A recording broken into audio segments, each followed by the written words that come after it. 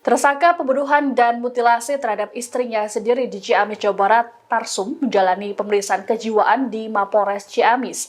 Dalam proses pemeriksaan tersebut, Tarsum sempat menanyakan kondisi keluarga, termasuk sang istri Yanti yang sudah ia habisi. Dari hasil pemeriksaan, tersangka akan dirujuk ke Rumah Sakit Jiwa Cisarua, Bandung.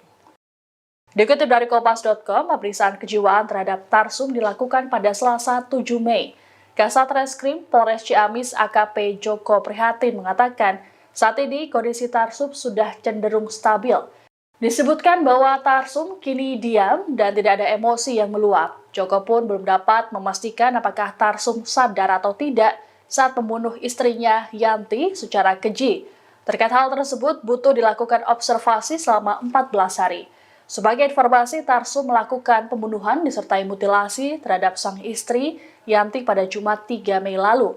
Aksi keji ini pun menggegerkan warga desa Cisontro, Kecamatan Rancah, Kabupaten Ciamis, Jawa Barat.